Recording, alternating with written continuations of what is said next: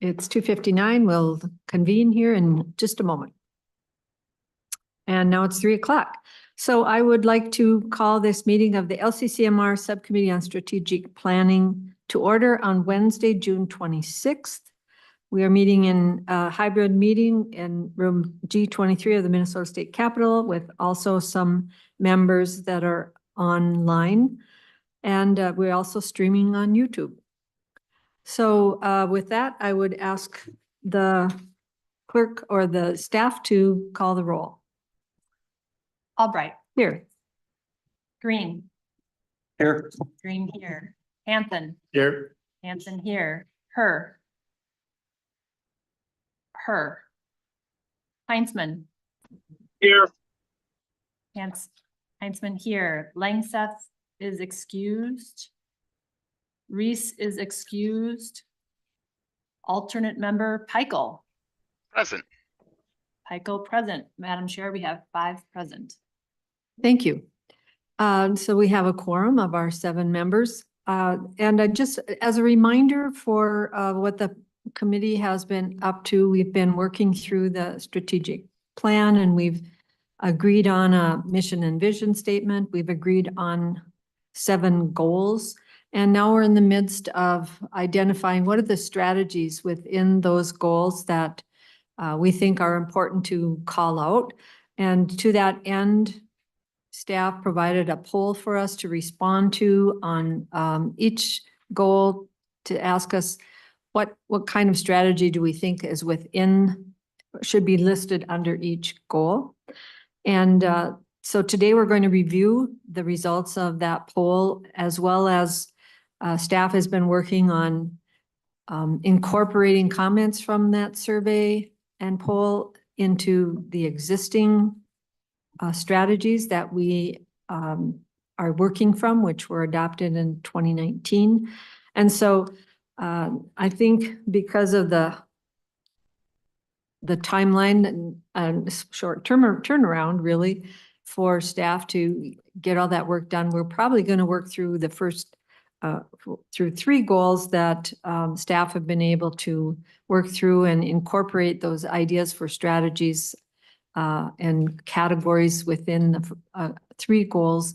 And we'll start with that. So I'm going to have Mr. Mike Campana go through the strategies that we've listed for resiliency, fish and wildlife species, and access and opportunities. And you have in your packet a document with some red text that shows the edited text.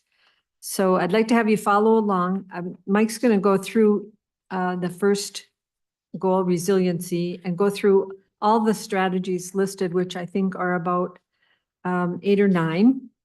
And then take notes as we go through it. I'll come back and we'll talk about each one individually after we go through the entire first go through. So with that, I'll turn it over to Mr. Campana. All right. Thank you, Madam Chair. Just to orient everybody, if you have the document in front of you, as the chair mentioned, the changes in here are marked in red. So those are changes from the 2019 strategies that were in front of you. So if it's an entirely new strategy, it'll show up completely in red. Otherwise, it'll show up as track changes in some of the other ones. I also wanted to point out that the italicized shows the categories that the survey sent out, and it shows how many members selected that category as having interested to have a strategy under it. With that, I will begin walking through the strategies under resiliency and where they stand right now. So the first strategy falls under the category of applied research and technology development, which 4 members selected. Staff have suggested some changes to the wording here based on comments. So that would read, identify and promote workable, holistic, multi-benefit, diverse, and economically and socially viable solutions for reducing the impacts of climate change, land use changes, and extreme weather events through both engineered and natural solutions targeted at critical areas. The second strategy under demonstration, which was a category also selected by 4 members, research or demonstrate market-based policies that are economically viable and help pay for the land use, conservation, and other practices needed to achieve climate resiliency. In this case, staff have deleted some language that made it a little more specific to water resources to make it more general for this category.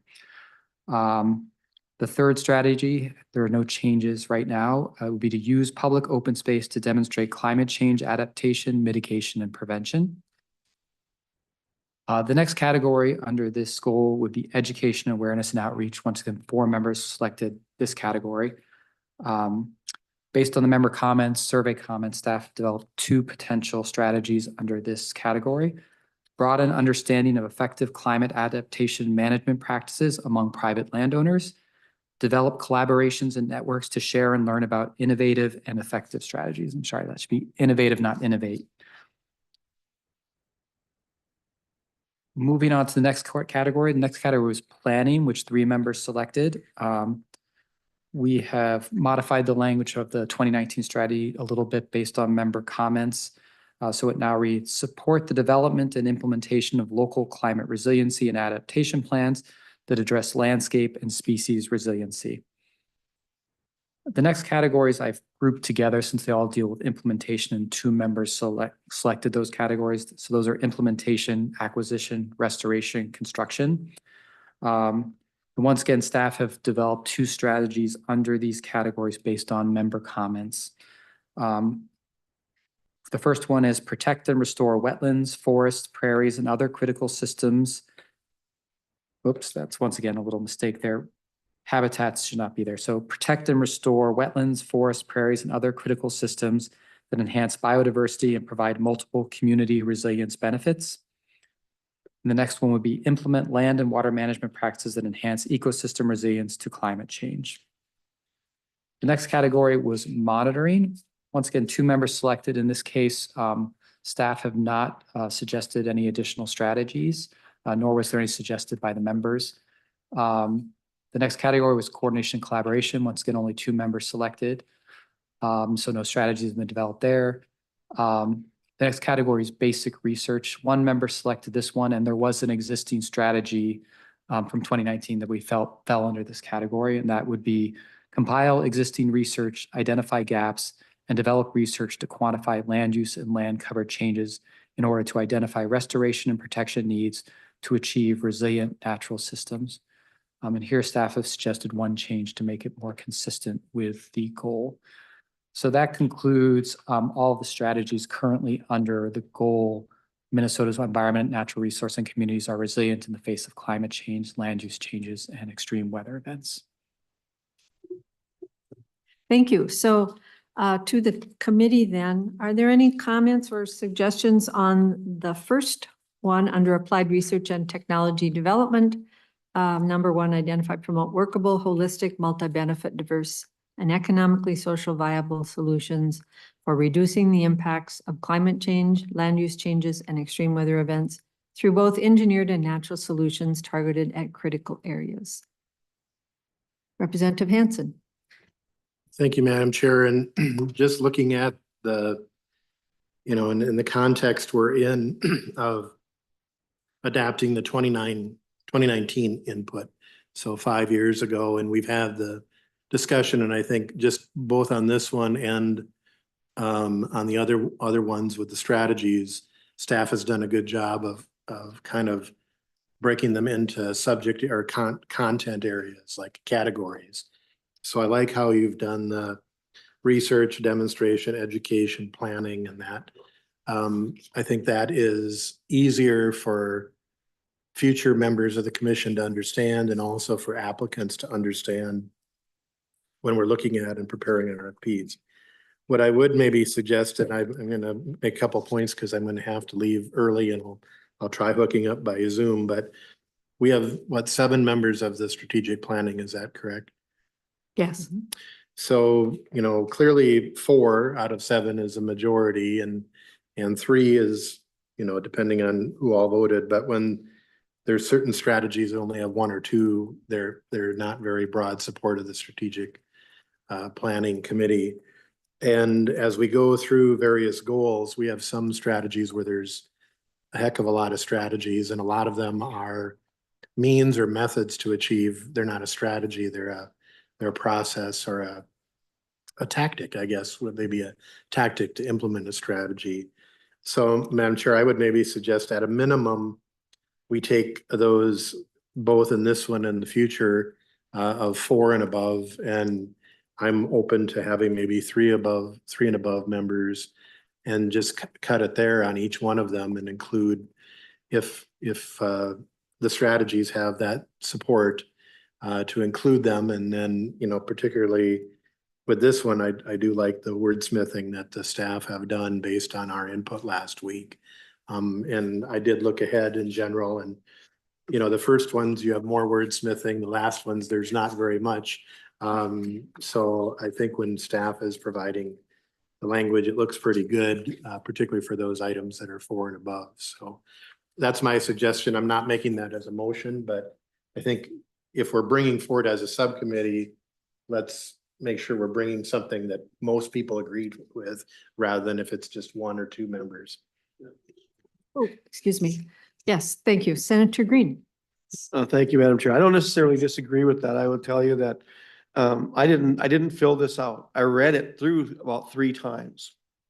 And it's not that I have horrendous problems with most of it, but and I don't disagree with what you're saying here, but it seems like the members of this committee change all the time. And we have our goals and there's some strategic planning, but the more language we put in, the more we limit. Now, every committee can come in and change the strategy, so it's really not a binding thing anyway.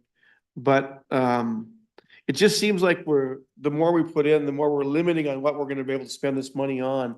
And I just couldn't wrap my mind around whether or not that's as wise as we should be doing. It's like making a law that ties the hand of future legislators. You can't do it, and so that's the reason that I never filled this out. It was really difficult for me to pick something that I thought was going to tie people's hands. But just a comment.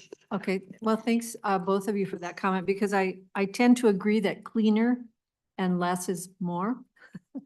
In the last plan, I think under the lands goal, there were 15 different strategies, which is, I think, too many and too clunky, not only for applicants to understand what we really are going to focus on, but also for staff to try and manage as well. So I like the idea that we would maybe start with, in any case, those strategies that have categories that have at least 3 members making that suggestion, or maybe there's a finite number for each goal of, maybe the number is 8 strategies or 8 to 10, or some goals may only have 4 or 5 strategies and categories under them, because it just is much more workable and a cleaner, because I do agree that we sometimes write too much in and then we limit the opportunity for creative ideas that we haven't thought of and don't know what they might be in the next 6 years as well. So thanks for that discussion. I'm going to ask the rest of the committee if you have any comments related to how many strategies we should have, or any of those that have been listed here. I know we have online a couple of people, I think, Representative Heinzman and also Jeremy Peichel. So if you don't have any comments, I'll just move on here a bit. Oh. Heinzman, Representative Heinzman, did you have your hand up? Well, I appreciate that you were asking for input from those of us online, so I didn't want to pass up that opportunity. Generally, I think that Representative, I'm going backwards here, but Representative Hansen and Senator Green are addressing the process well. If we could find a broader consensus and through today's discussion, gravitate towards less of a restrictive environment for those bringing suggestions to the LCCMR, and then also to future members of the LCCMR. I think that would be a better approach to this as opposed to a more restrictive process and a more challenging environment for future members. Just, I guess more than anything else, just agreeing with Senator Green and Representative Hansen. Okay, so I don't see Jeremy put his hand up, so I'll just ask the question then on this goal one. I would like to know if there are any of those identified strategies, numbers 1, 2, 3, 4, 5, 6, 7, 8, and 9, that a member would object to, or can we by consensus agree that those seem to be workable for this particular goal?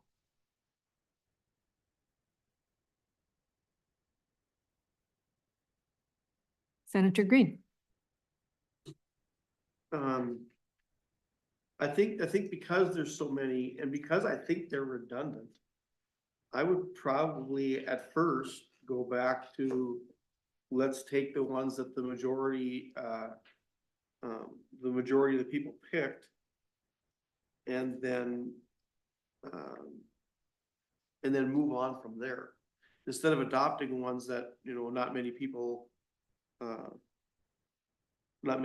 chose. It would narrow it down for us as far as the majority, and go from there. As we move on, I should make the statement now that anytime you see stricken language, I'm probably in favor of that. Well, to your point, Senator Green, that there may be redundancy, would it be, I think it would be wise to have staff look and see if there are places there are overlap that some could be combined to reduce the number of strategies, because I agree there are maybe some places within these 9 areas that there is some redundancy, and perhaps we can have staff look at that for some combining of some. I think that's a good idea. I think it might even avoid some of the stuff we heard in the previous meeting where Senator Westrom was concerned over what the language really meant. Yeah. And so, yeah. Okay, Representative Hansen, did you have your hand up? And I was gonna comment, if Senator Green didn't vote, maybe we should take the 3 and above, just if there weren't 7 votes cast on the, so just take those that are 3 and above, and, you know, direct staff to come back for the Friday meeting and, you know, see what we have. Yeah, I like 3 and above too. I see Representative Heinzman, excuse me, would like to get on. Thank you, Chair. I was hoping that we could nudge Senator Green into making a suggestion on this one, as he didn't maybe make any suggestions earlier. I'm not sure what you're asking, Representative Heinzman.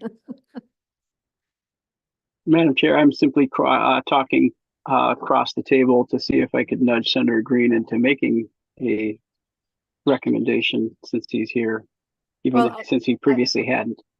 I appreciate that. I'm not sure if you're asking him to make a motion, but I do hope that today is just a discussion and not necessarily, you know, by consensus and not necessarily motions. But I think I've heard Senator Green comments, and I think we're going to capture them by select, and Representative Hansen's suggestion that since Senator Green was interested in it, we should go 3 members and above.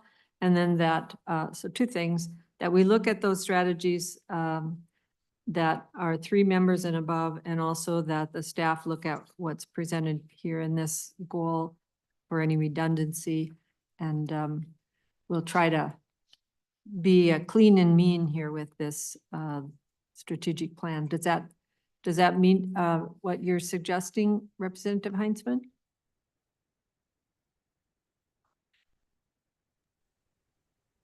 No, I appreciate the effort, Chair. I was asking Senator Green to maybe share a few more of his thoughts, but I'm sure he'll do that as we go forward, and we can go on to the next issue at this point. Okay, so I think unless you have any comments, Senator Green, we'll move on to the next goal. Okay, that's fine. I was gonna say if we could, if you wanted to, I won't say that I'll support them as we discuss them, but if you want to cut them off to the 3 and above, I think that I would go along with that. But Representative Hanson is right. I didn't vote on them, so it's not really fair for me to come in and scrutinize them all unless I say, hey, none of them are any good, which I might. Well, you're here today, so that's what matters. All right, so I think staff is okay with number 1. Let's move on to the second one, which is goal 3, fish and wildlife species. All right, Madam Chair. So goal 3 is Minnesota's healthy and diverse aquatic and terrestrial wildlife and plant populations that sustain and enhance the state's environment, economy, and quality of life. So 4 members selected basic research as one of the categories they wanted strategies for. In this case, staff have basically combined the 3 previous 2019 strategies into one that says research species and ecosystems and develop strategies to effectively manage, maintain, protect, and restore habitats and populations. Next category is monitoring, which once again 4 members selected as being interested in. And here, staff have modified the 2019 strategy to read, monitor the biologic and environmental health of systems to support and improve species management and conservation strategies. The next categories are education, awareness, and outreach and stewardship. In both cases, 3 members selected. There's 1 modified strategy from 2019 here. It's support and provide technical assistance and planning support to private landowners on cost-effective, trustworthy strategies and technologies to develop and restore diverse native habitat.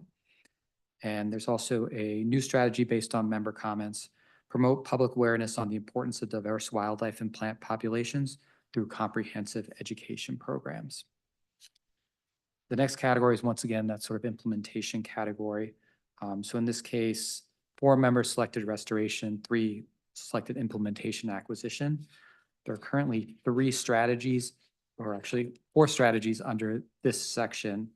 1 is a modification of 2019, is to implement conservation actions that prioritize the needs of vulnerable, declining, poorly understood, or sensitive species. In this case, we've just changed and to or. The next strategy under these categories is prevent the introduction, reduce the spread, or develop and demonstrate alternative control techniques for invasive species. The third strategy currently under these categories is conserve and restore additional lands and support management of currently protected lands, which is a modification of a 2019 strategy. And then finally, there was 1 more strategy under this category, which was develop and implement plans that should strategically conserve and restore large connected natural areas, prevent habitat fragmentation, increase habitat connectivity, and allow species to shift their range. The final strategy under this goal currently is under evaluation and assessment. Only 2 members selected this as a category of interest. However, there was an existing 2019 strategy that fell under it, and that reads, evaluate the effectiveness of current management practices and past investments to sustain and enhance wildlife and native plant populations. Thank you. Are there member comments on this goal and the strategies listing? Mr. Peichel, Commissioner. Thank you, Madam Chair. The question I have is about the 5th strategy. I'm not sure that trustworthy is the word we're looking for there. I'm not sure what the objective was in wording it that way, but it might be better to stick to proven or scientifically supported achieving those objectives, especially with private lands. There's a pretty solid suite there, and I don't know if trustworthy is the right word to describe them. Thank you for that observation. I think proven is a much better word as well. Other comments from members on any of these strategies on this goal?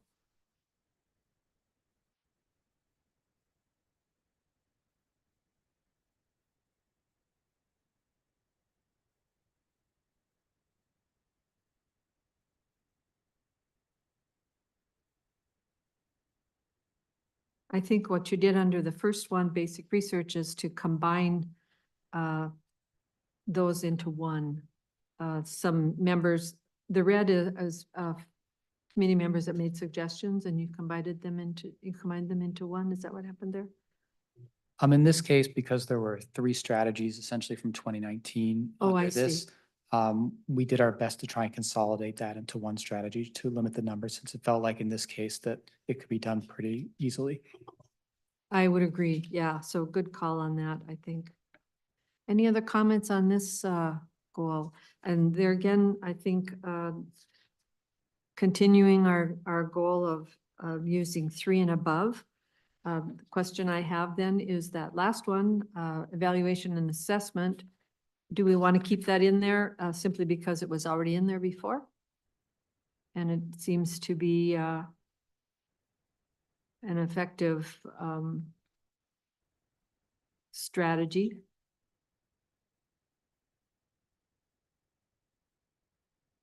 I have someone online and it is Commissioner Peichel and then Senator Green. Commissioner Peichel. Thank you, Madam Chair. I've recently learned about biodiversity credit swaps and trading that goes on in that space. I don't really understand the market mechanisms there, but I want to make sure that if there were an innovative group that wanted to bring something like that to Minnesota, that they'd be able to fit within these strategies. So I'd ask the group if that seems like something that could fit if we were able to leverage private capital to enhance and conserve biodiversity in the state through these strategies. And under which strategy would you give that one? I don't know. Okay, all right. Senator Green. If it's not too late to cast a vote, I'll put my vote under 11 and make that a 3, because I think I think that's an important thing. We need to evaluate our processes that we're doing and seeing if they're working, because if we're gonna put the money out there and nothing is happening or it's not working, that needs to be known. I agree, and I think Representative Hansen does too, because he's brought up the evaluation side of things before too. So I would I'd fall in with that as well. So it sounds like we have a pretty good understanding here. And does staff need any more input for this one, or do you feel like I think we like it all pretty much. It looks good. Representative Hansen. Just to Commissioner Peichel's point, I think validating the biodiversity or validating the projects with having evaluation, if we're doing an investment on fish and wildlife and finding out if it actually worked, that helps with credit trading because it's real rather than hypothetical. So I think the evaluation portion is really high of, are these things working? Are what we're doing, these projects, are we funding? Are they working? Even today, I think we had some presentations that we've had before. Yeah. Or, models of them. And so, and when we asked kind of, are you looking at what we've done? They didn't really know what we were talking about, so. So a question, I'm going to go to Mr. Campana, but I wanted to ask Jeremy, would number 7, the strategy number 7 fit the bill for what you're suggesting? And that is implement conservation actions that prioritize the needs of vulnerable, declining, poorly understood or sensitive species? Or is that not necessarily where it would fit? Yeah, this is the places I've seen it. It's a habitat loss consideration, and it's challenging to see because I know that this is the private market credit trading stuff in environmental mitigation and remediation is a tricky space in state statute, and I just wanted to make sure that if the statutes were revised to allow more flexibility with regard to private capital, not necessarily the people engaging in the destruction or degradation of the environment, that would be allowable under the way these strategies are worded. So perhaps 7, perhaps under 11, as Representative Hansen mentioned, there'd be the option to develop these plans or setups to allow for people to invest in biodiversity with their own capital. And I would also just add that I think it may fall under a different goal where we do have the strategy of expanding and protecting those habitat corridors. So maybe it falls in a different place too, but we'll put that down as a note that we need to try and fit in somewhere. Mr. Kamana, did you have something else?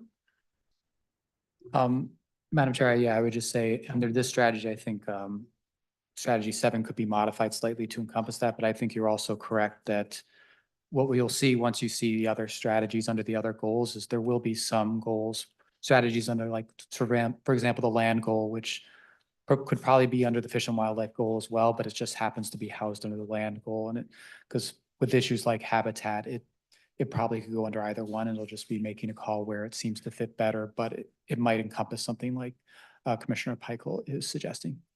Okay, thank you. So I think we'll move on to the next goal. And that is access and opportunities. Mr. Campana.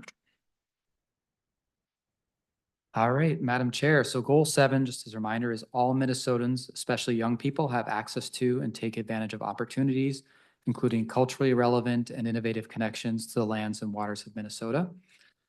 So education awareness outreach was one of the main categories. 4 members selected that.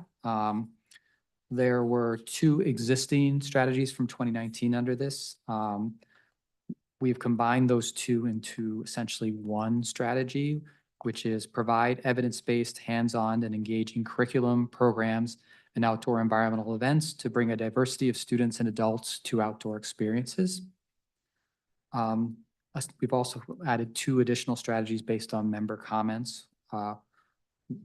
One of them is to create mentorship programs, leadership opportunities, and learning experiences for a diversity of young people to explore and pursue careers in the environment and natural resources.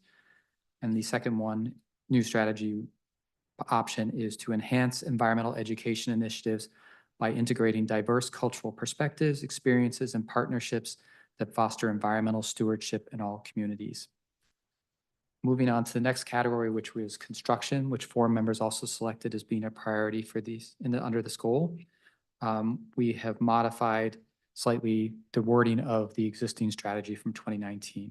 So it now would read, plan, design, and develop culturally relevant, accessible, and resilient outdoor recreation facilities and infrastructure, including recreation areas, parks, trails, fishing piers, and shelters, and equipment rental programs that create new experiences. Moving on, under this goal, equity was also an important category for members. There were 2 existing strategies from 2019 that we fell under this category, and we've added some very slight modifications. So the first strategy under that category be address the social, economic, and physical barriers to outdoor recreation through programs that encourage inclusivity and address inequities so that public lands and waters are accessible to all. And the next one would be assess programs, activities, and physical spaces for the accessibility and effectiveness and implement changes to adapt and retrofit them to welcome more people. Moving on, coordination and collaboration was also selected by 4 members as an important category under this goal. To that end, we have added a strategy based on member comments and also response to the subject matter expert survey. That strategy is collaborate and partner with Indigenous, local, BIPOC, and underserved communities to develop culturally relevant, inclusive, and accessible environmental, natural resource, and outdoor recreation programs, practices, curriculum, and facilities. The next category of priority for the members was stewardship. 3 members selected. There's 1 strategy based on member comments that was added here. Implement community-led initiatives that promote environmental stewardship. Acquisition was also mentioned as an important category for members. And we, once again, based on member comments, have added a strategy here, which reads, expand networks of trails, parks, and natural areas to connect green spaces seamlessly, improve accessibility and safety, and encourage diverse populations to recreate and engage with nature. And then we also have planning is the next category with 3 members selected. And here, once again, based on a member suggestion, we have added a strategy, develop roadmaps for outdoor recreational opportunities across the state, providing communities a vision from which to build. I will mention that demonstration was also selected by 3 members. However, we haven't developed a strategy at this time under that. And then there was 1 final strategy from 2019 that fell under this goal, Under basic research, of only 2 members selected as a category of importance to them under this goal. And that was, strategy reads, research people's interests in outdoor recreation and understand barriers to participation. Thank you. So, given that you've combined 1 and 2, we have actually 10 strategies under this particular goal. So member comments on what is before us here on this goal. I'll just comment that I think 8 to 10 strategies per goal seems to be the magic number. More than 10 would be, I think, too many. Maybe I wouldn't say we should cast in stone how many per strategies per goal, but keeping in mind that it's hard to wrap your mind around and for staff to manage a large number of strategies under each goal. So I like the idea that we're landing in around that number 10 area, give or take either side of that. And there may be some goals that we have that only have 4 or 5 strategies given the type of goal that it is. But for access and opportunities, are there any comments on what's before us or anything that seems out of character for this goal?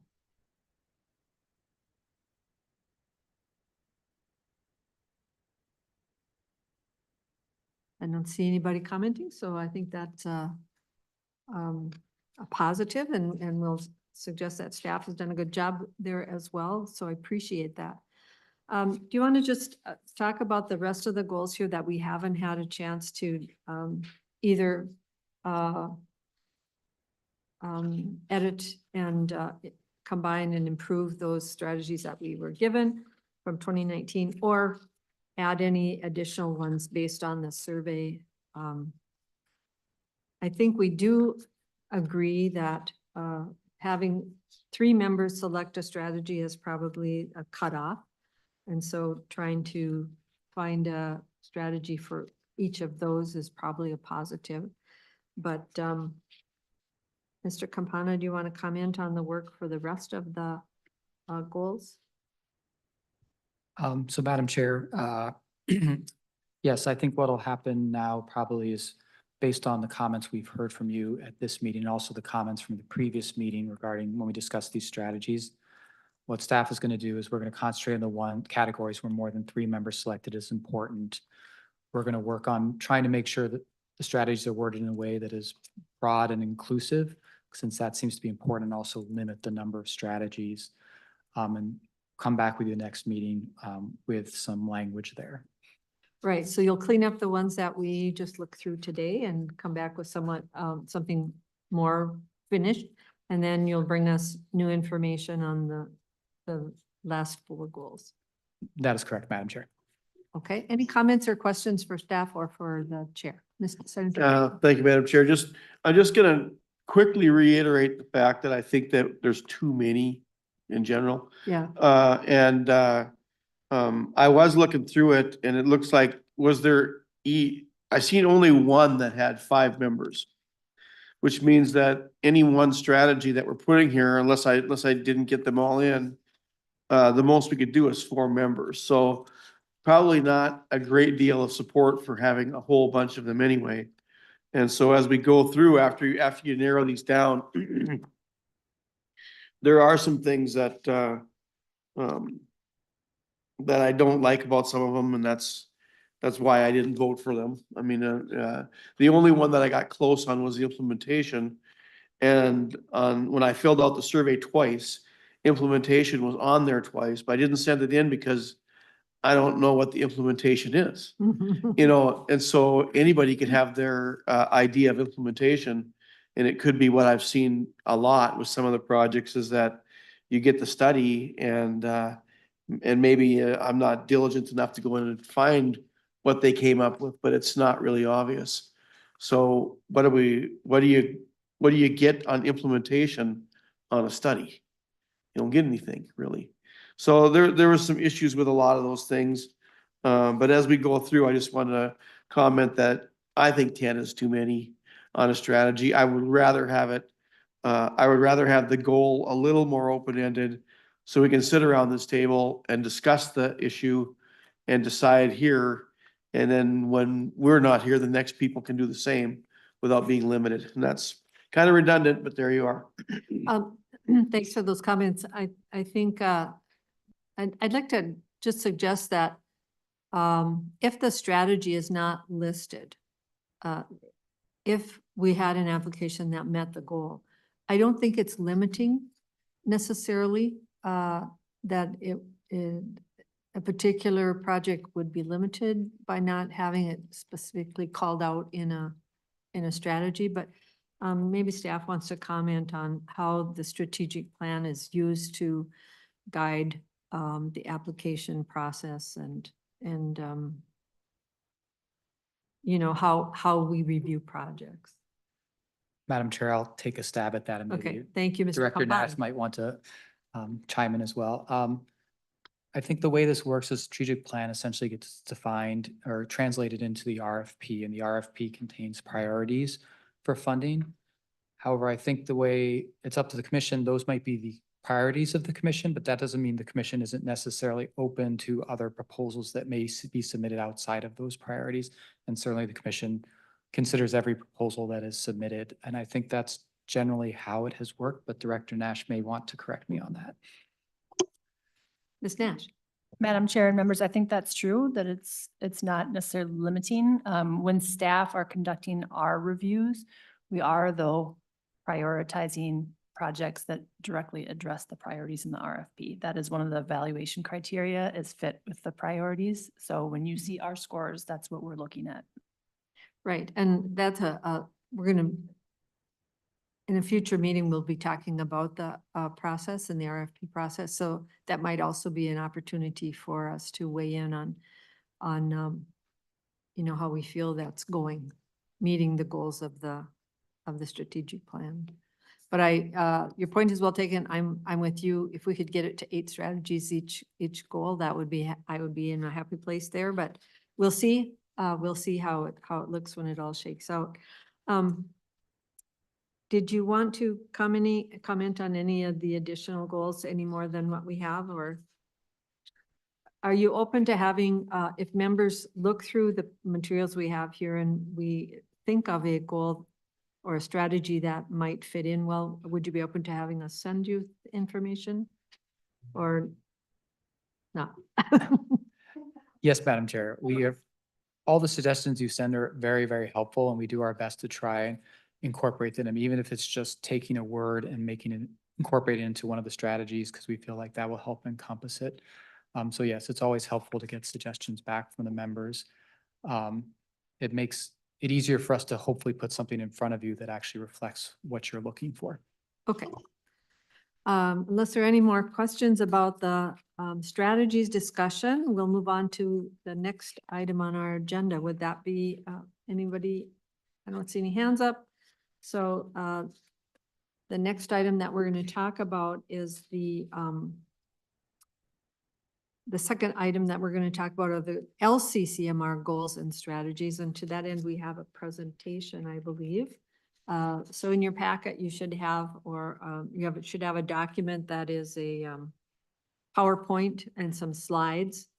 And so we're shifting from the ENRTF strategic plan goals and strategies to the LCCMR goals and strategies. And I'll let Mr. Campana talk about how those are different and present us with his presentation. All right, thank you, Madam Chair. I'm going to share my screen here.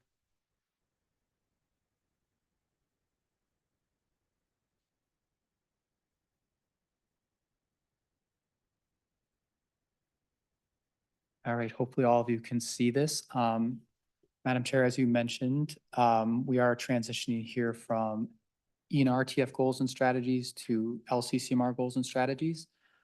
Just to give members a sense of what that means. I think the easiest way to describe ENRTF goals and strategies is essentially the ENRTF strategies can be read as fund projects that do the following. The LCCMR goals and strategies are more related around how the LCCMR works and where the LCCMR wants to go over the next 6 years. As a quick reminder, and I think I mentioned this actually in the main meeting as well, in November, when we asked the commission, what do you want the strategic planning process to encompass? There were 2 issues regarding the LCCMR that the commission asked the strategic planning subcommittee to consider. And one of those was communications and outreach. And the second was the proposal solicitation, review, and recommendation process. You've already had some discussions about communications and outreach back in January. We have all the information from that regarding, and we have some goals and strategies developed there. We're going to sort of bring that back into the process, probably at next meeting or the meeting after that. But today what we wanted to focus on was that second piece, which was proposal solicitation, review, and recommendations. So what I'd like to do is just sort of start with some basic reminder of what the process currently is. You're right in the heart of it right now, so a lot of you are very familiar with it, but just a quick reminder of some pieces. And then we did ask the subject matter experts their opinions on this, so also I wanted to review the responses we got to that survey. So to begin with, I'm going to talk first about our current process. So just a reminder, it's about a 1.5-year process. So in December, about December, the commission approves the RFP. That RFP then gets issued around January. While the RFP is open, staff does try to provide an opportunity for applicants to come to staff with their draft proposals for consultation. So staff can look at the draft proposal and maybe provide some comments or helpful suggestions that might make it more clear, help them. The RFP generally closes and all proposals need to be submitted about March of every year. Then staff evaluate and score those proposals. That's also the time when we're looking just to make sure that the proposals are complete. And often we'll follow up with applicants for them to submit additional information so the members can have a complete proposal in front of them once they get to their evaluation stage. After staff evaluation scoring, the proposals go to the members, they evaluate it, and then they select proposals for presentation. There's then the presentations by those proposals selected at that point, which is the stage you are at right now. After presentations, members then make a recommendation for funding. And then there's a peer review process, a draft work plan development, legislative bill drafting that happens at the staff level. And that is put in front of that legislative bill is then put in front of the commission for approval. Once the commission has approved that bill, it then gets introduced in the legislature. And once it's approved by the legislature, the staff bring work plans in front of the commission for approval. And July 1st, essentially a 1.5 years later, projects can begin. So that's sort of the basic process. And I know you're right in the heart of it and you're all very familiar with it. There were 2 pieces that I wanted to just kind of focus on because you may be less familiar with these pieces. One is what staff does to actually get the word out about the RFP. So we do initial announcements that include press releases, emails to listservs, social media, et cetera. We do targeted outreach after release to stakeholders, partners, interested parties, and others. We do ongoing announcements via social media, weekly updates, and other. And then we also do presentations and webinars, et cetera, when possible, in front of groups. That's sort of the basics. There's a lot of detail that goes under that. Noah, who is our sort of communication specialist, does a lot of this work and does a really good job with that. And this is actually a good point for me to pause and see if there are any questions from members about the current process you follow. So members, do you have any questions about the current process in that 3rd slide there that outlines the 1.5 years that it takes for a project to go from idea to funding? I have one question if others don't have one. I'm just curious on the August through December peer review, draft work plan development, legislative bill. Which projects have peer review and how is that accomplished? Madam Chair, I'll take my best shot at that. So peer review is required for projects that involve original research. And that process, what we do is we ask the applicants to submit a list of potential peer reviewers. Then we reach out to them to see if they'd be willing to be involved in that peer review. I'm looking at Director Nash. Actually, you know what? I'm going to kick this to Director Nash because she actually ran the process this year. So it might be better. You might get a better answer from her. Ms. Nash? Thank you, Madam Chair and members. Mike was going on the right track there. One thing that we also request from those research projects is that they submit a research addendum.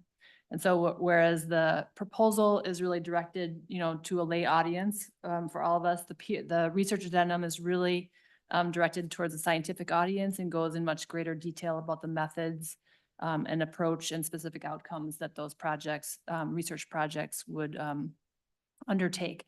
And then we also do ideally find at least three external scientific peer reviewers, generally outside the state of Minnesota, to avoid any conflict of interest, but these would be experts in various aspects of projects, who would be familiar with the research literature and management issues, and it can be, anywhere across the globe, quite honestly. And those peer reviews are each done anonymously. The comments are aggregated and sent back to the researcher, who must respond to each of those comments. And then they also must update their research addendum to reflect those comments. They don't have to make the changes, but they need to address them. And oftentimes this it's a really heartening process. We get a lot of feedback from those peer reviewers saying things like, this is top-notch research, this is the absolute best team to be working on this. We also get very good suggestions from them on ways to improve the projects. And so the researchers are most often very humble and gracious for those suggestions and make those changes. And then once they do all that, they submit their updated research addendum, staff approves it or accepts it, and then makes sure that any of changes that might reflect what's in the work plan also get made. And then we do make that information available to members so that they can see the results of that if they wish. Thank you. Much more involved than I expected the answer to be, and I appreciate that very comprehensive answer. Question, are the peer reviewers compensated for their time? Madam Chair, yes, they are. I would think so, because that's an additional cost that LCCMR administration pays for. Thanks for that interesting commentary. Are there other questions about the current process that members have? Seeing none, I guess we'll move on. All right, Madam Chair. There was one other thing I wanted to highlight about. Madam Chair, I had one thing. Oh, sure. Mr. Peichel.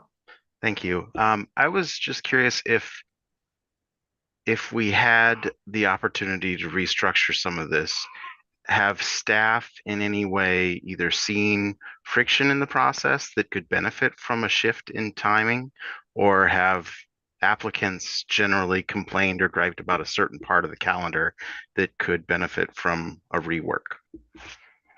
Does a staff person want to answer that? Madam Chair, I can take the first stab at that. Okay, Mr. Campana. I think Commissioner Peichel, you're actually going to hear about that in the second half of this presentation, because part of the subject matter expert survey was actually asking them how they felt about the process. And a lot of those subject matter experts were people who have either applied for or received ENRTF funding. Yeah, I agree. You maybe haven't looked ahead, but I have, and some of the comments are not so much brutal for staff, but definitely for the commission and the process, especially the time lag between applying and receiving funding is another heartburn. But we'll get to that if you don't mind waiting, Mr. Peichel.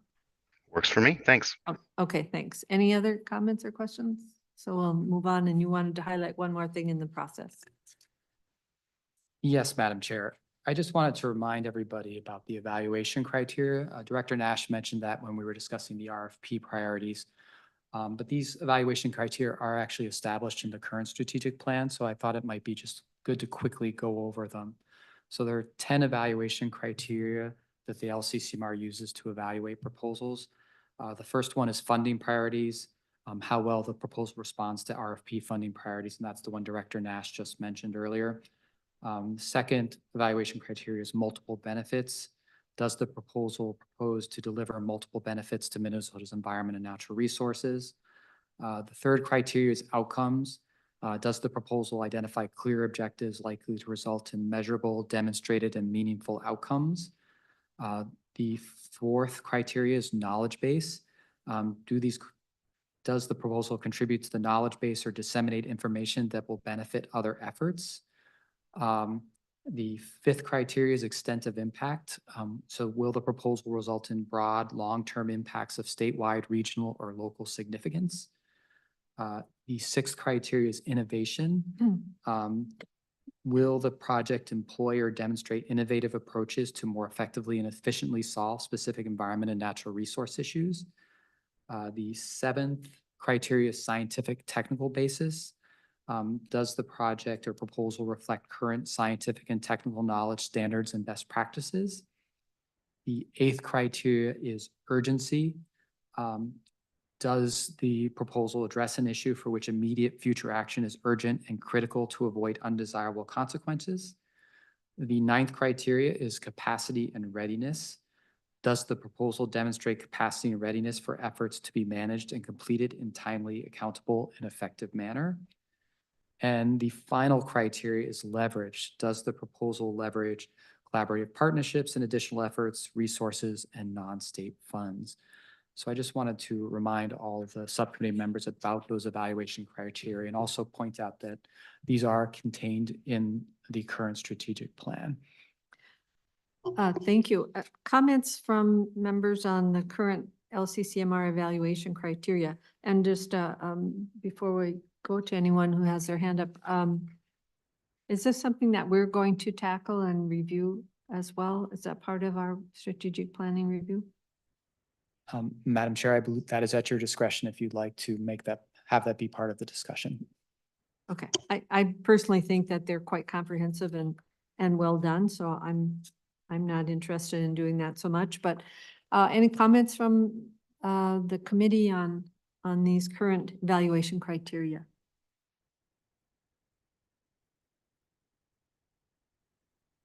Can I ask staff if you feel that they are comprehensive enough to provide you the foundation to review projects? Because I think as a citizen member, they provide me the kind of foundation I need for review, but how about staff? If there are any gaps that you see? Madam Chair, I'll take the first stab at it, and once again, I'll defer to Director Nash. I think when staff use the criteria, and we use the criteria to score proposals, that's the basis of the score you get back from us. That's part of your consideration when you're evaluating proposals. I think probably the biggest question staff have is there are certain projects where we don't really know if every criteria applies to every type of project. And so we do worry that sometimes that might affect how we're scoring projects. A good example would be a recreation project, and whether criteria like scientific and technical basis or knowledge base really are applicable to that type of project. So I think that's probably the biggest issue that we see with the criteria, but I'm going to defer now to Director Nash, who'd like to say more. Ms. Nash. Madam Chair and members, one thing that's coming to mind right away for me too is also the weighting of these and whether it would be appropriate for some of these criteria to be weighted more than others. One other thing is that the extent of impact got changed a couple of years ago to include local significance. And so the extent of impact right now just says statewide, regional, or local significance. And I don't know if that is telling us much. And that if we want to, for example, give some priority or advantage or different criteria for smaller local projects. Maybe there's a separate criteria for those kinds of projects so that they don't get, often the statewide projects, the projects that are proposing to work statewide or to solve a problem statewide, those do end up scoring better than those smaller local ones. But we have had quite a bit of conversation among staff about the evaluation criteria. And so we could keep doing some thinking about it and get back to you, because I think we probably would have more thoughts to share. I think that would be helpful. I see Representative Hansen is online, and did you have a comment? Yes, I think these are good evaluation criteria. I don't know if this is the right time to bring up, there's evolved kind of a, I don't know if it's an implicit or a different type of criteria that has come external to the commission, and that is that the LCCMR is framed as here's where you go for funding for research projects, and that if it's, and we kind of had a flavor of this today, Representative Heinzman, that Outdoor Heritage doesn't do research projects, they do acquisition. 15 years ago, 20 years ago, before Legacy, LCCMR did a lot of acquisition and does less acquisition. That LCCMR does projects versus programs. Clean Water Council does agency programs. Bonding does the capital projects. And we had a period where there was a lot of capital projects coming into LCCMR because we didn't have bonding bills. So I think that, and I was reading the comments, maybe I'm jumping ahead here of folks looking at our process, but they're external to the commission. I think there are some beliefs, I wouldn't say they're understandings, beliefs of what this fund is for. So the evaluation criteria, I think, are important, but I don't know how we address that, kind of where there is now kind of a supermarket of funding with different bays within the market, within the supermarket of where you would go for certain type of funding for certain things. And when you don't get the funding in one of those bays, then you come over into the other bay.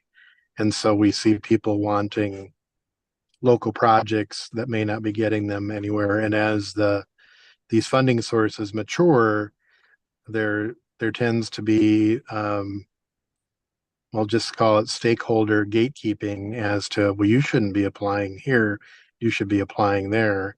And the years go by with the idea that LCCMR is for research projects or for some local projects and not so much in between. So I just wanted to kind of get that on the record.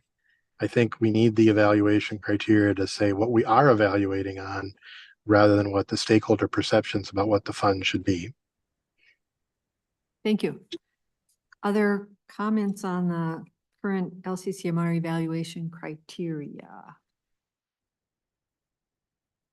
I do like the idea that some might be weighted differently. Are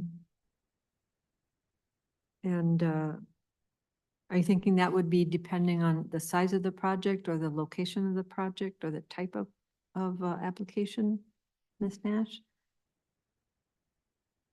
Maybe you don't really know. It could be any of the above, Yeah. or it could be that it's, addresses the funding priorities, that's one of the most important things, Yeah, because I think there are some, as was noted today by a couple of members, what is it that we actually fund? Do we fund this for this over here, but we don't fund it over here? And so that kind of clarification I think is helpful. So members, Ms. Nash has offered that maybe staff can look at these and see if there are any particular places they might make suggestions for changes or improvements, and I think that's a good idea. I also have Representative Hansen again. Did you want to speak again, Nope. Representative? Okay. Oh, Heinzman, I'm sorry, I can't read Mike Campana's writing. It started with an H, I knew that. Representative Heinzman. Yeah, thank you, Chair. And I think that Mr. Campana got it right. I raised my hand here only a seconds ago, so he probably had it correct. It's from earlier notes that you're probably seeing an H name. But I did want to add to some of the comments that Representative Hansen was just making. And well, it may be that some of the folks out there are somewhat territorial. It is something you see over time. Projects that don't make the cut, say at the Clean Water Fund, are making efforts to try to access dollars, maybe in the next year, or other times with the same or very similar project descriptions and criteria. And that's part of what I was alluding to earlier. Is I felt that might have been part of what was happening in a presentation, but that's just my opinion. There is also, of course, political decisions that wind up being made as to, what might or might not get funded, and that's always changing. And it's really, quite honestly, not fair to presenters.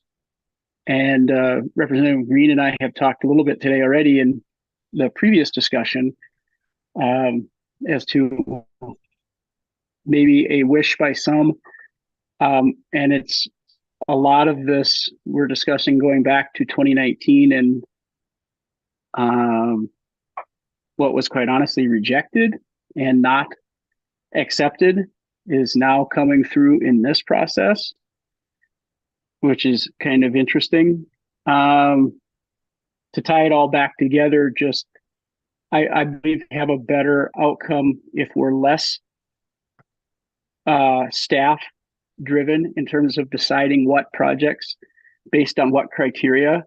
And this is the current LCCMR evaluation criteria discussion, and more member driven. And of course, that membership is always changing. So why would this current membership decide what the next membership should hear? And I'll probably have more comments on that when we come to the full committee discussion. There's a lot there to probably unpack. And I did want to address it now as Representative Hansen had made a few comments earlier. So thank you, Madam Chair. Thank you. Yeah, I guess I do agree that having criteria benchmarks really to hold up a project to is helpful. And it's the norm in most grant application processes for other funding entities as well. I will say, I agree with you that, and you'll find as we move on to the next few slides and review what the subject matter experts said about the process, that it's a little bit country and a little bit rock and roll. So it's a little bit merit-based and it's a little bit political. And trying to find that balance that is fair and equitable is an ongoing challenge, I think, for the commission. Unless there are any other comments, we'll move on with the rest of this presentation. Madam Chair. Yes. Representative So Heinzman. I would just say to your comments respectfully, I've seen lots of members come and go on the LCCMR. And I think I understand where you're coming from and why you would make the comment that you would supporting criteria. That's fine. But in the end, if we push this too far, ultimately it is up to the legislature. And you will see a departure from the recommendations if you become so restrictive that you're locking out communities and other parts of the state who may not have the same expectations as more suburban areas, or vice versa. And so that would be the tight line that we're going to have to walk with these criteria, because if we go too far one way or the other, you will not see this process respected. Thank you. And on that note, I think we'll move on to the discussion about what subject matter experts think about the process. So, Mr. Campana. All right, Madam Chair. So the second half of this presentation relates, as you mentioned, relates to the results from the subject matter expert survey. Just as a reminder, we sent this survey with a direct email invitation to over 1,000 people with expertise or experience in the environment, natural resources, agriculture, or outdoor recreation. That included current and past project managers, current and past applicants, university and college faculty, federal, state, and tribal government professionals, and relevant professional associations and nonprofit personnel. And we received 360 responses to this subject matter expert survey. We asked them 2 questions regarding the LCCMR process. One question asked them to share their thoughts on the process. You will see in your packet here, and with the document titled 2024 Strategic Planning Subject Matter Expert Survey, the unedited, unfiltered results from that question. So it's actually, I encourage you all to kind of scan through that and review those responses. We've done our best to organize them a little bit, but otherwise the responses are exactly as they came to us. The second question asked them to rate their experience with the LCCMR process from strongly agreeing to certain statements to strongly disagreeing. So I am now going to move on to those statements and what the results were. So I'm just going to start just with a bit of explanation. There will be a series of slides that look like this, and I want to make sure everybody understands exactly what we're showing here. So you see the series of statements there in the left of the column.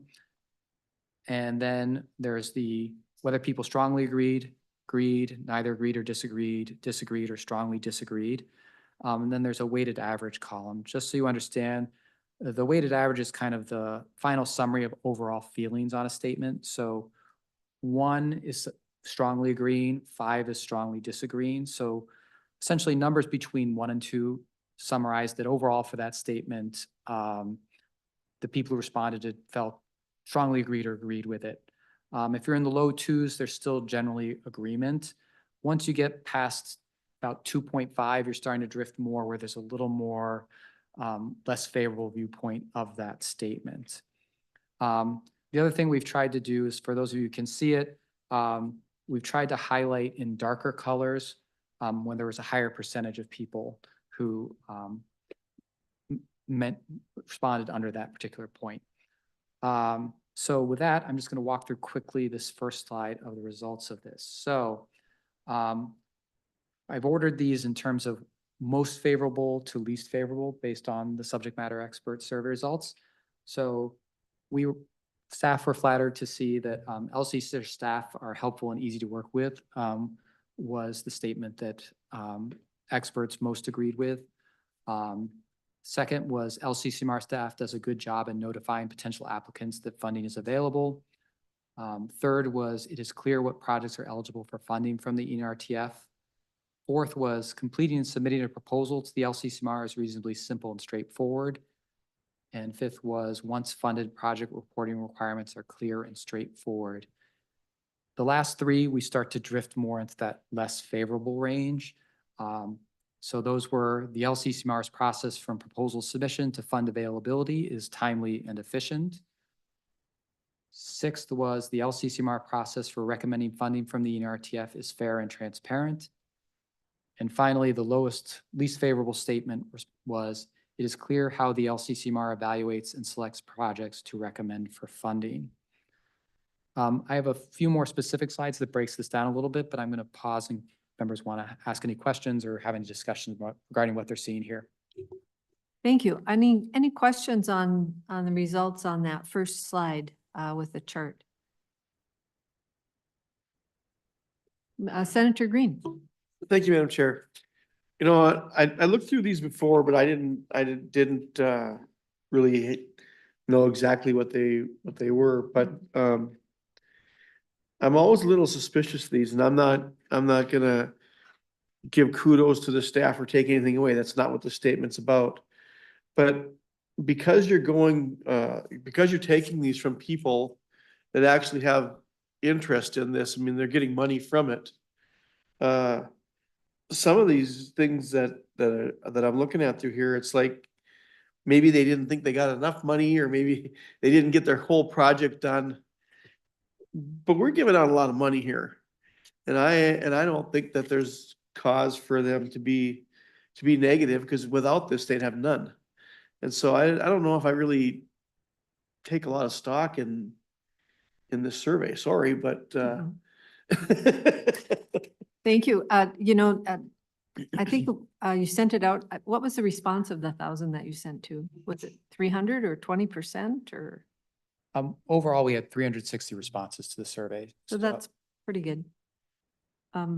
Is that a third? I'm trying to think on my feet here. Yeah.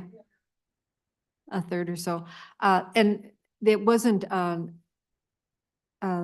will say, having read these comments, I know that not everybody had received funding some had applied and not received funding, and maybe that was the reason that they were unhappy with the process. But I think it is very informative to read the comments.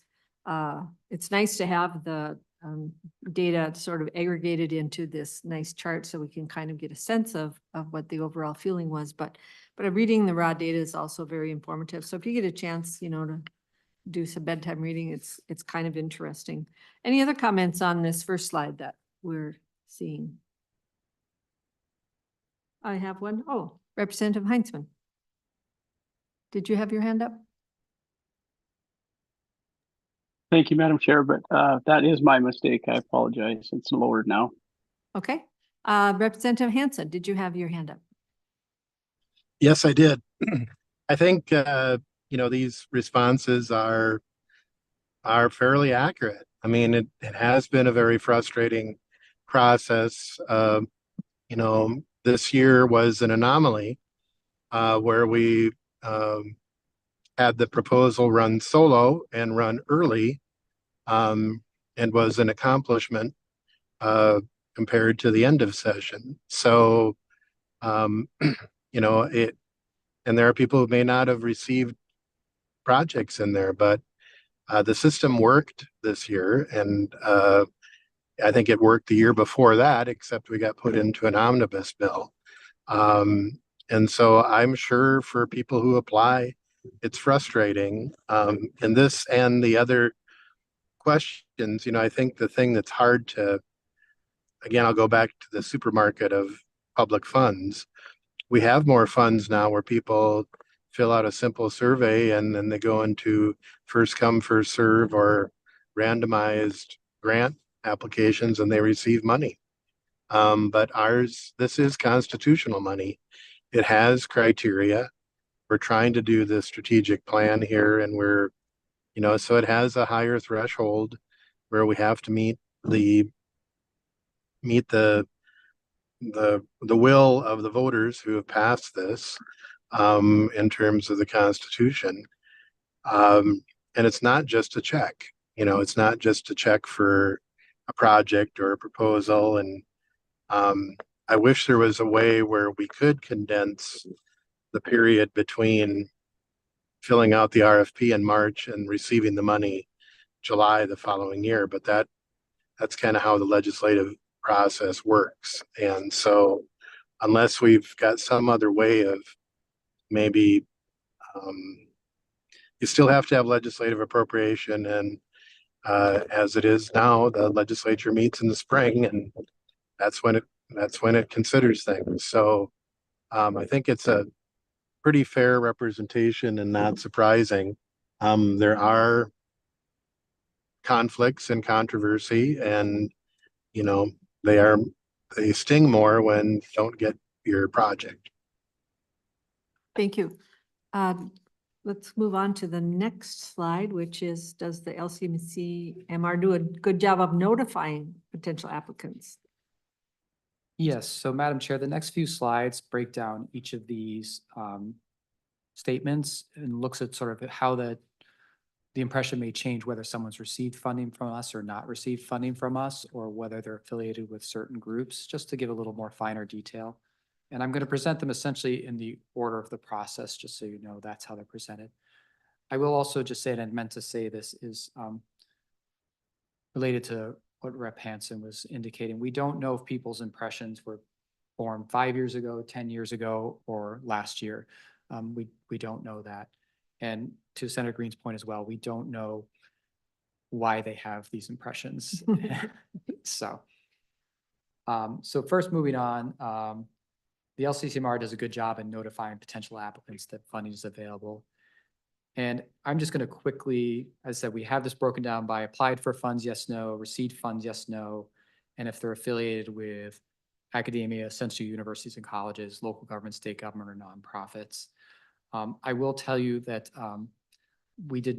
someone who did not apply for funds could also said they did not receive funds. So there's probably a bit of overlap there, but I just wanted to point out.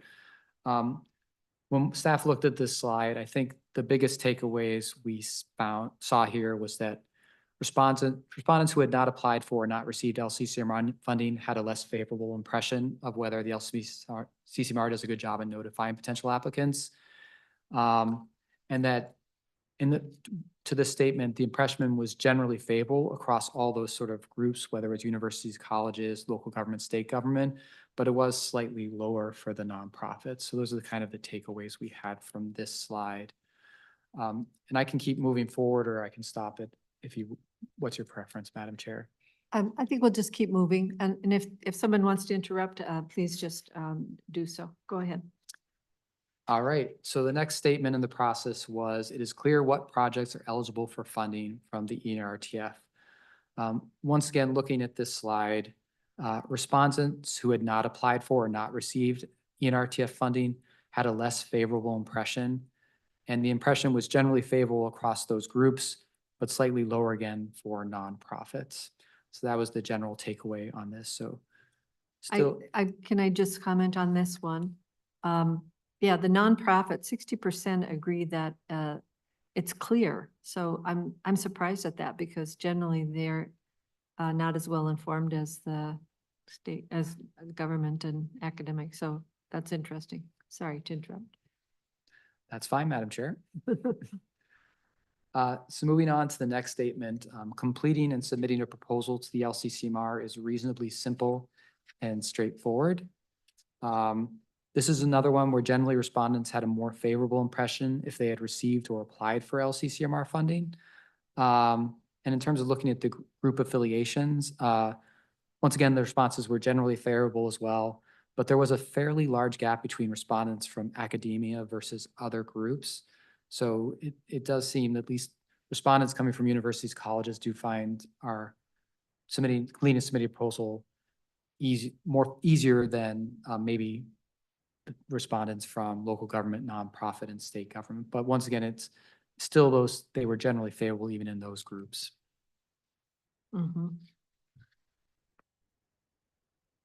The next statement was, it is clear how the LCCMR evaluates and selects projects to recommend for funding.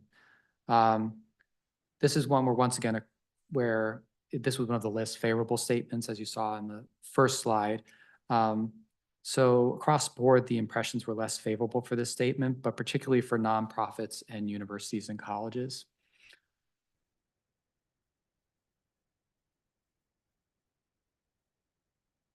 And a similar statement, the LCCMR process for recommending funding from the ENRTF is fair and transparent. Once again, generally unfavorable, but an even more pronounced lower rating from nonprofits and universities and colleges.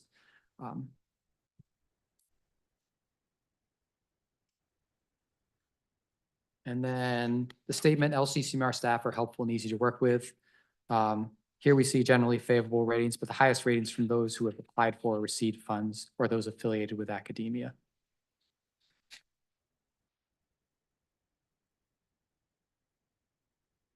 And then the statement, the LCCMR's process from proposal submission to fund availability is timely and efficient. Here we see generally unfavorable ratings again, but, generally less favorable ratings, particularly from those who did not receive funding and nonprofits.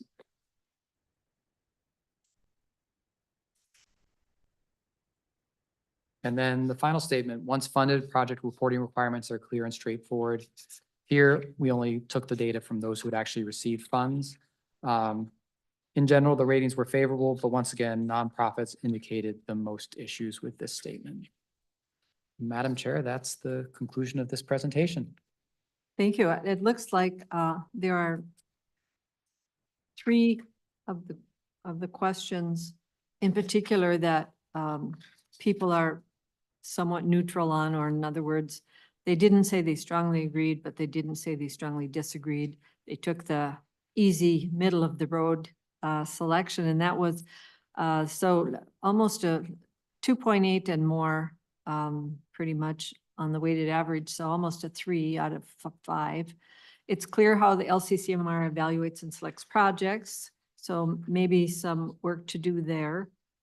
Then the next one is LCCMR process for recommending funding from the ENRTF is fair and transparent. Also, kind of in the middle of the road there, not a lot of agree, but not a lot of disagree. Everybody picked the middle, so the easy answer.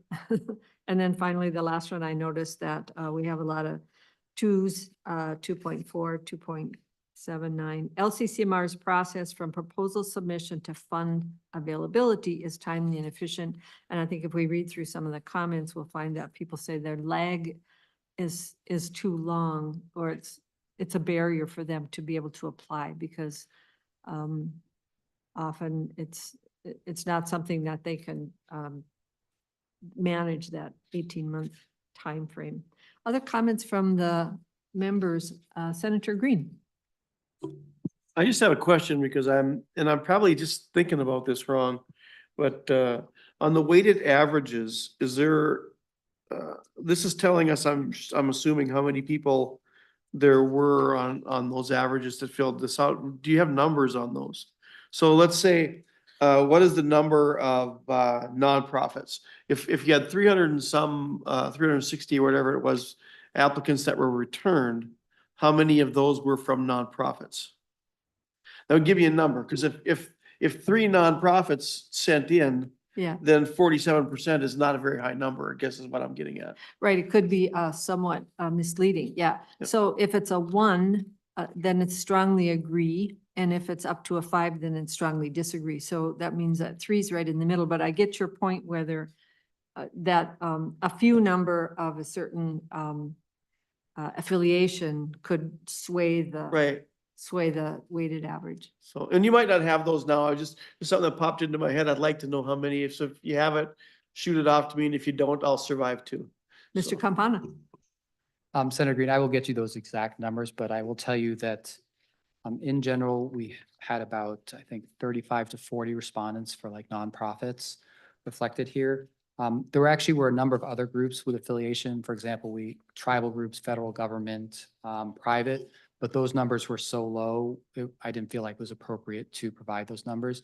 I will also point out the weighted average does take into account how many people selected each one. That's why it's a weighted average. So it should be balancing out, so it's not over emphasizing a group in that way. Thank you. Other questions from the committee? Okay, let's finish up here with our last slide. And it is this one. Oh, maybe you took that down already. That's okay. Where we are. Madam Chair, I can pull that back up again. Just give me 1 second here. I think it's helpful to look back and see what we've accomplished. We did this a bit at the LCCMR meeting, but this is just a reminder. All right, so Madam Chair, yes. So far, you guys have completed a recommendation for a vision and mission statement in the RTF goals. So that is great. We're actually on schedule, which is wonderful. You're currently working on those strategies for those ENRTF goals, and I think you're getting pretty close to having something there. And we've just started this sort of LCCMR goals and strategies discussion. One thing we were hoping for, Madam Chair, if there's time at this meeting, if members have any suggestions or comments regarding whether there should be any goals and strategies regarding to the LCCMR process, just to give us an idea, a starting point to come from. The answer may be no, but there may be some ideas you have. And if you can just give us some ideas, we can potentially start putting things together. And just so you know, after that, what we haven't gotten to yet is discussing measurable outcomes. So ideally, we would have some sort of outcome set in advance so that 2 years from now, 4 years from now, 6 years from now, when you're looking at has the strategic plan been successful, how have we been doing, you have some measurements to see how you're meeting the goals that are in the strategic plan. And also, as we've mentioned before, translating where you are with the goals and strategies into actual RFP language and how that might impact the RFP. So that's currently where you are, Madam Chair. When you say it like that, it sounds like a lot of work ahead of us. As far as the LCCMR goals and strategies, are we looking at a blank sheet of paper there, or what is it that we're working from? Because I don't have it in my head right now. Yes, Madam Chair, you are working from a blank sheet of paper right now. Yeah. That might take a little bit of creativity to figure out how to begin that discussion. I look to committee members to weigh in on that process. If you have some good ideas on how we would begin to set some goals and strategies for LCCMR, and that is generally speaking around our process of the RFP, our criteria, and our review process. If anyone has any comments?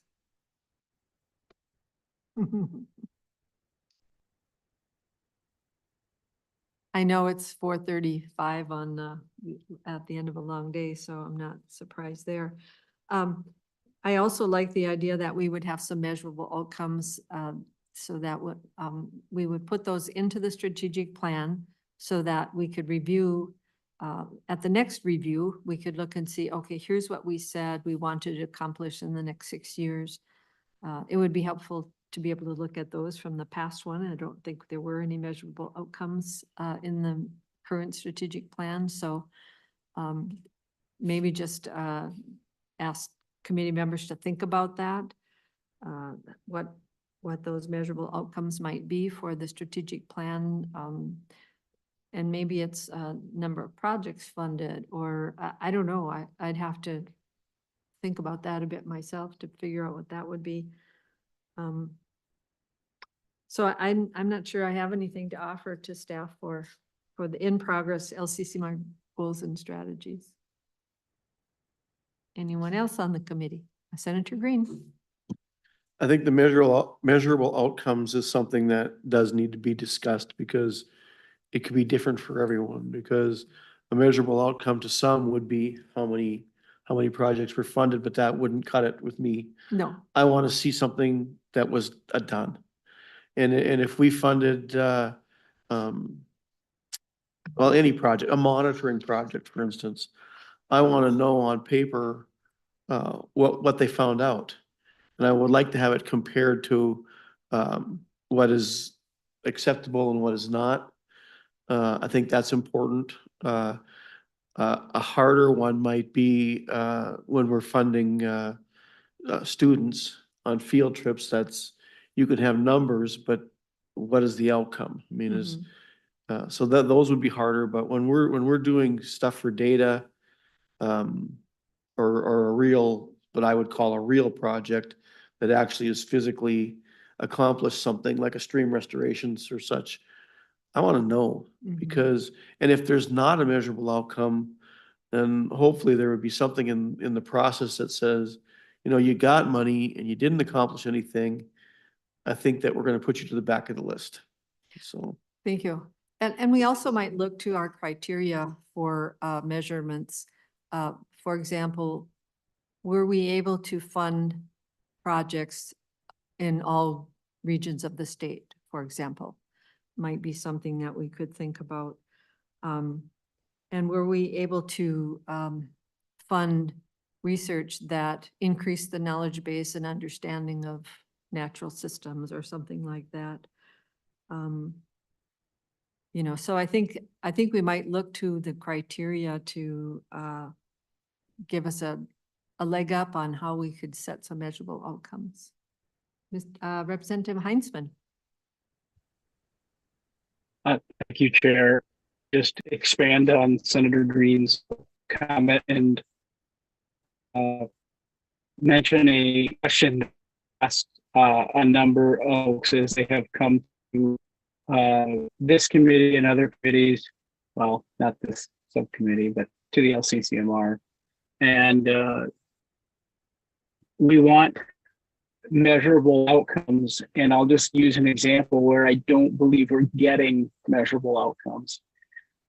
We want to talk about climate change in many of the projects that come forward address climate change. But there's, to my knowledge, no definable criteria to establish whether or not any of those projects actually do something measurably to affect, you know, what has become quite a buzzword, especially here at the LCCMR. I think the public deserves to have some kind of criteria for those that come back for phase 1, 2, 3, 4, 5, and that say the Lassard SAM, some of the phases are 13, 14, 15, and many of them quite often, you know, addressing subjects like climate change without any expectation in terms of here's what change was ultimately created. And I know there's some people that are sitting back and saying, well, Josh, how are you going to do that? Well, that's fine. But at some point, I think the public would like to establish whether or not they've gotten their bang for their buck. And here again, I don't know how we apply that to Senator Green's point in this process. But there's a whole host of subjects that you'd like to see come back and demonstrate as projects are done that they've had this measurable impact or not, or we're avoiding redundancy and we're not going to repeat research that has been done 20 times. There's a new spin on this subject or that subject, and I don't know that it benefits the public or not. And we can measure that, I guess, on a personal level, but it'd be nice if there was actual criteria established to demonstrate results have been accomplished that had previously been touted at the beginning of the process. Thank you. Other comments on goals or measurable outcomes?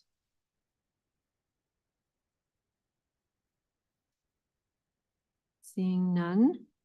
Any other questions from staff that we can on this topic, or what you would like us to do for homework? Or I think, Madam Chair, I think we know where the direction subcommittee wants to go on the ERTF strategies. I think you've asked if staff could at least look into the evaluation criteria, maybe come back with some other potential things for the subcommittee to consider. My question would be, is there anything you'd like staff to do regarding LCCMR goals and strategies beyond that? Or are you guys just need to sit on it for a little bit and then let us know if there's anything we can do? Members, Senator Green. Just thinking back and with what you're saying, and maybe with what Representative Heinzman said, if we're going to be monitoring and they're going to come in for money, and I haven't heard this at all, but in the previous committee, they were talking about PFAS. And if they're going to come in and get money for PFAS or, you know, to battle climate change, is there a way we could put in there that within their project, you got to give us the existing statistics? You know, what are you fighting? Because for instance, when you've got in the Mississippi River, and whether it's fish or land, it's like 0.05 parts per trillion. That's there. I don't know how you measure that, but apparently they are. But that should be put down first and then, and so that you can say, this is where we're at, and then we want to get to here, or if it's possible, because they throw this stuff out because it's a buzzword. And it's like, if we say this, we're gonna get the money, but where are we at? And, I I looked it up, and, a grain of sugar, 1 grain of sugar, in an Olympic-sized swimming pool dissolved in is the equivalent of 4 parts per trillion. Well, if you're at 0.05, I'm not that good at math, but that's a fraction of a grain of sugar. And if that's what we're saying, this is the emergency, and we're gonna start dumping money, and all you gotta do is say PFAS and you're gonna get money, that shouldn't really be acceptable. So I want a starting point. Where are you at, and why do you need this?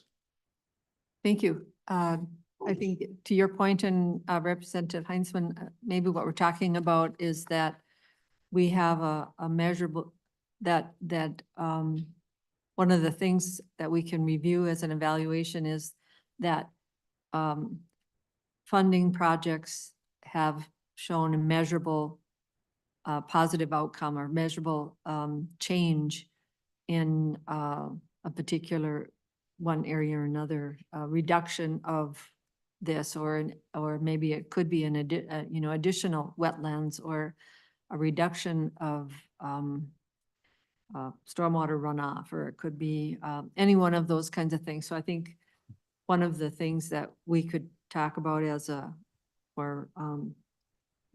measurements and measurable outcomes could be the amount of change that we have been able to affect based on the funding that we have done.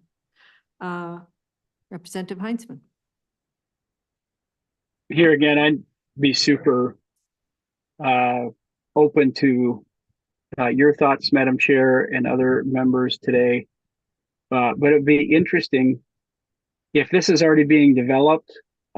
Maybe Director Nash could mention it, or if it's already happening and I missed it, I apologize. But if those coming year after year to the LCCMR have some kind of documentation that they're asked for, measuring the impacts, the measurable impact of maybe a previous project, for us to review as members of the commission, or if there might be another way for those repeat applications to share with the LCCMR before their next proposals are considered.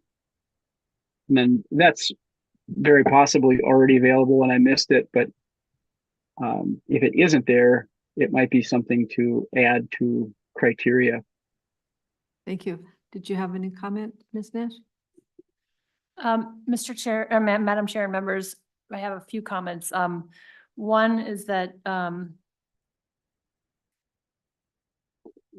after members make their recommendations, we request a draft work plan from recommended projects. And staff do a pretty thorough review. We try to do a pretty thorough review of those draft work plans, and we really try to build in, for grant monitoring purposes, measurable outcomes, outputs, timelines, anything that we can to help us be able to determine throughout the life of the project, if they're on track, and then at the end of the project, did they accomplish what they said they did? So I think staff is doing our best to get some of these things in the work plans that you then approve once the funding is awarded. So that's one thing. Another thing is that we do have final reports. We have final reports, and project managers submit to us papers, products, news links, all kinds of materials to demonstrate what they have accomplished. We have a very, very, robust process here for selecting projects for recommendation, but we don't have as robust a process for sharing those results back to members. And that's been sort of a conundrum that we've been trying to figure out.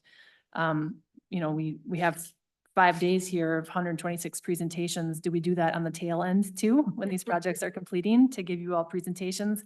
Oftentimes we only have time for maybe 10 projects to come back and share the results. All of that material is posted online.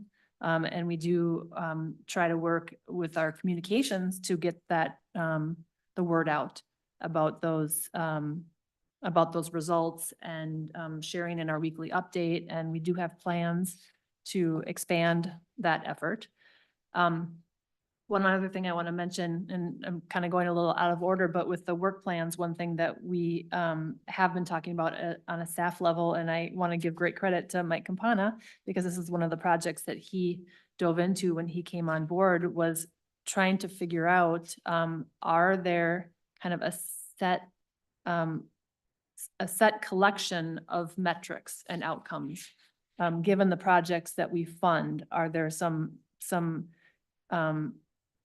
outcomes that, or outputs perhaps, that are easier to measure, that we can ask applicants to select at the front end, to say, here's our metric, here's where we're starting.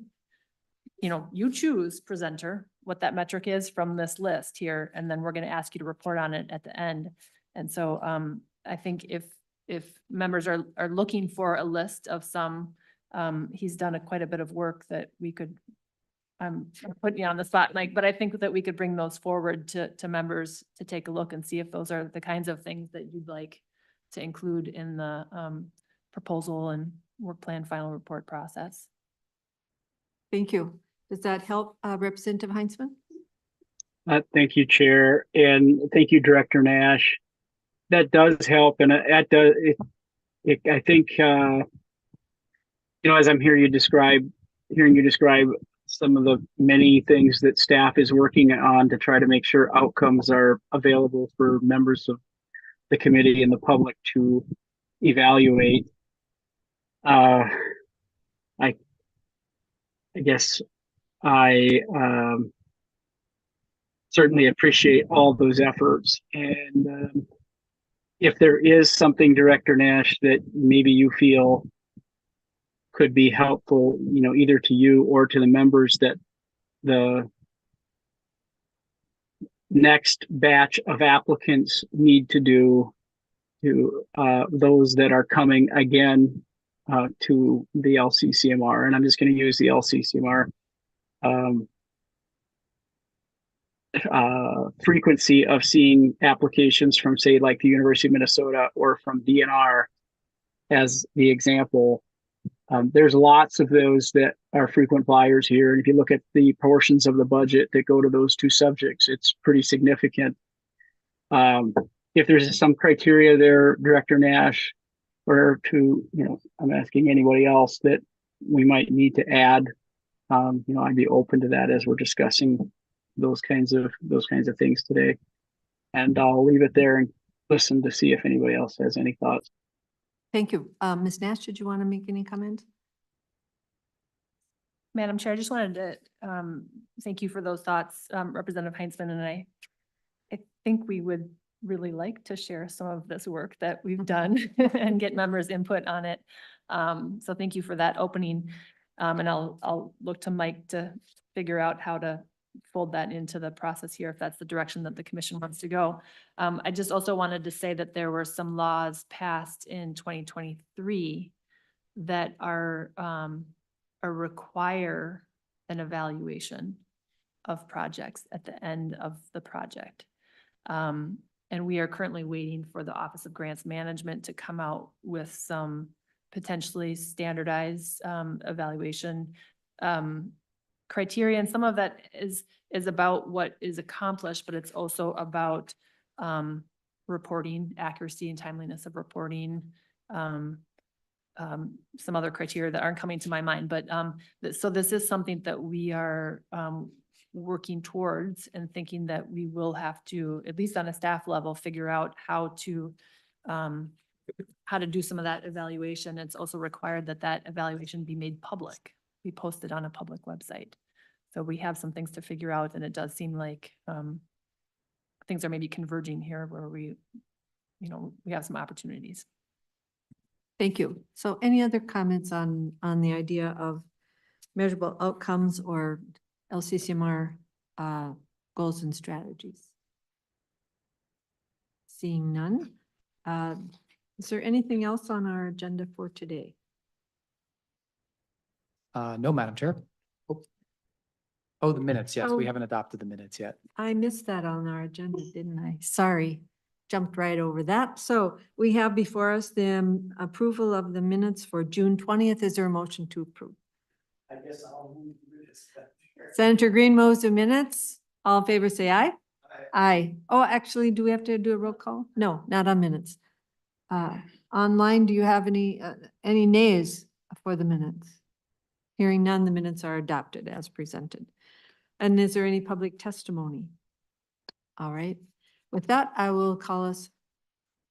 Oh, the question has been raised if we're going to meet on Friday, and I'll leave it up to the commission, but currently we're scheduled to meet from 12:30 to 2:30 or so.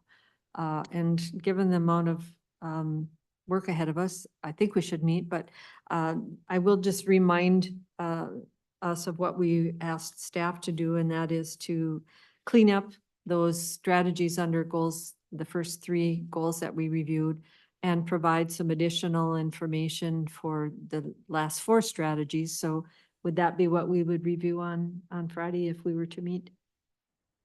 Yes, Madam Chair. I think that would be the focus, staff's focus over the next day to get that ready so that you would have something in front of you on Friday.